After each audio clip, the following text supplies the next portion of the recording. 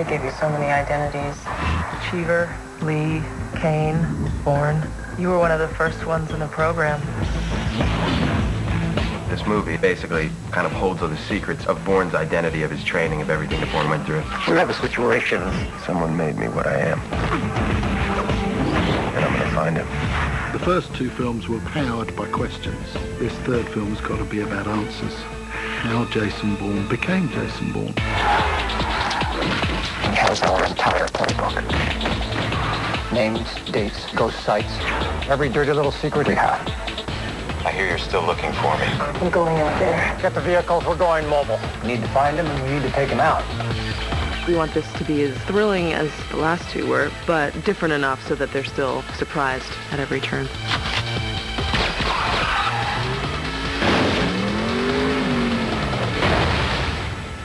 They can't stop me. One of the elements important to the Bourne franchise is being in an exotic place. We're filming in Paris, Madrid, Berlin, London, Tangier, and New York. Jason Bourne comes home. That's what it's all about. He's within 1,000 yards of this building. Listen very carefully to what I'm about to tell you. I remember everything. Whenever you do these kinds of films, you have to sit down at the beginning and say, well, what's the next chapter of the Bourne adventure? That was really our main goal in making this one, that it live up to the other two, that it's a worthy sequel to the other two. The answers that he gets in the first two movies are satisfying, but not complete. I think by the end of this film, you've got to understand how Jason Bourne became Jason Bourne, and he's got to understand that. He's got to end his quest. He's coming home, he's coming back to find out where it started and to find out who started it. Julia, she's the leading lady of this one. In the Bourne Ultimatum, Julia is someone who could have or possibly had a relationship with Bourne. It was difficult for me. With you. He's retracing his steps, looking for something. We need to know what it is. We've got Joan Allen back playing Pamela Landy. This is Jason Bourne. You are 9 hours behind the toughest target you have ever tracked.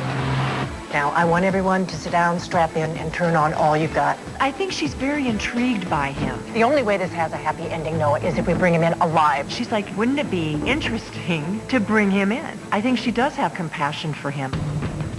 On the bad guy side, of course, we've got David Strathairn. Noah Vosen. This is Jason Bourne.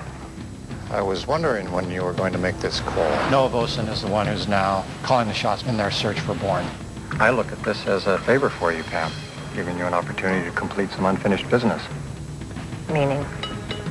Bourne? It's a meeting between two people who can't stand each other. They're forced to work together to get Bourne. As Landy says, we both have very different ways of going about it. Operation Blackbriar started as an NEAT surveillance program. And what is it now? It is now the umbrella program for all our black ops. Blackbriar was where they crossed the line into this much murkier area. They've upgraded the training and the behavior modification, everything that goes into it. Treadstone's been shut down, so to speak, but the CIA have come up with a new improved operation called Blackbriar, and they've learned from the mistakes of Jason Bourne. These agents are meant to be younger, better trained, better equipment. These people are really trained to do what they have to do. They don't hesitate, they just follow orders. This is the first time you're going to see Jason Bourne really go up against someone that's his equal, if not more advanced in certain areas. So one person on the inside decides to go to the press.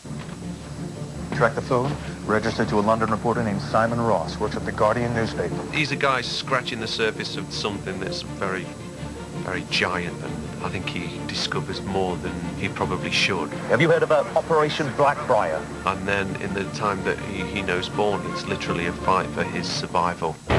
Okay, here he goes. Tell grab team A, go. He's still talking with somebody. One of the things we've done in this film is born into many, many more crowded, everyday situations. Okay, move through this crowd. Get under cover right now. Move through this crowd. Get in the store. There's someone on your tail. Get in the store. It's part of what makes the franchise have vitality and reality, but it certainly keeps us on our toes, that's for sure. Oh, God, he's got a gun. He's got a gun. Stay on the line you're on. He's got a gun. Do not deviate. We are shooting at Waterloo Station, which is one of the 5 mainline stations in London. It has 380,000 passengers through a day.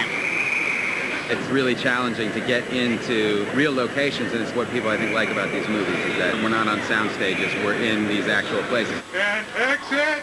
It is a very, very high-risk location, and I think the people who got permission to do this have done a fantastic job. We've got very high-profile British Transport Police, and we've got a film security force of about 20 people.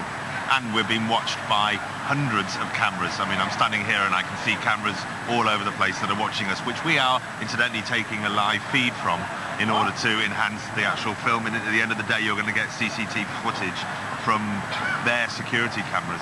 I'll look up at those 3 cameras, because those will be the ones that have, or the one back here, or the one back there. That's the one you control that's moving. It's great. I mean, it'll look great in the movie, and the shots will be unmistakably real. It just becomes hard to kind of get the shots that we need, because we can only control so much of the environment that we're in, and a lot of times, if you happen to be walking around Waterloo Station, you end up in the movie.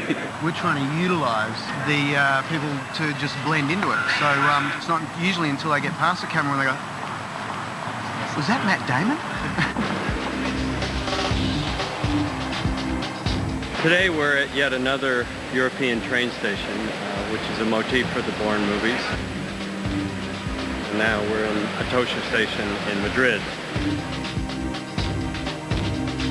It does seem to be a lot easier to shoot with well-known actors like Matt Damon here in Europe. People are going about their business. When Jason Bourne walks by them, they might give him a look, but they don't stop and gawk and ask for an autograph. I think it's been part of why we've been so successful in shooting on these different locations.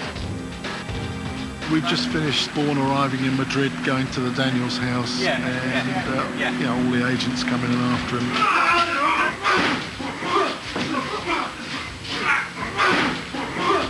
We have about 150 people who were on the last movie, so it's a good group. It's a good group to be out at 3:30 in the morning in Madrid.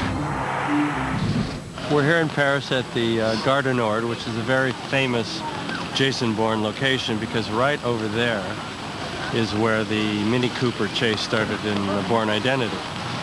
And the great thing is you can just get on the train in London, come over here in less than 3 hours, and start shooting an hour after that. You know, get a scene right off the bat in Paris.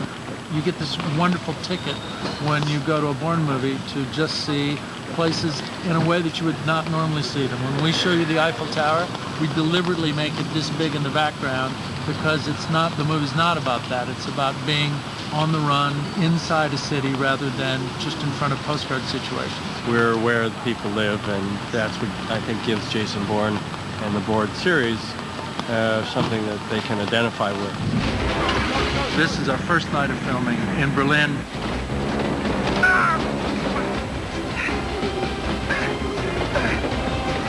We're doing a scene where Matt's being chased by some guards, and he's trying to evade them by getting onto a train, sort of losing them by jumping off the train as it's leaving the station. We've only got the trains until 10 o'clock, so it's a really tight window to shoot what we have to shoot, reset the trains, shoot, reset the trains, so it's quite tight. The great thing about the Bourne films are that so much is done for real.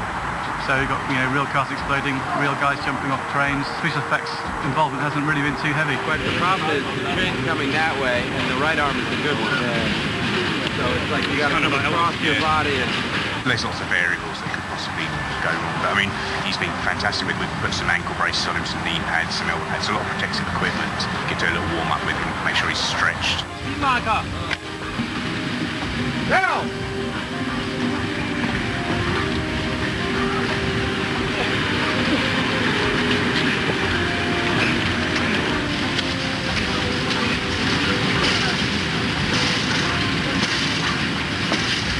Cut! Good, I liked it. Solid, right? Never jumped off a moving train. That was an adrenaline boost. Woo! Yeah! That's what I'm talking about.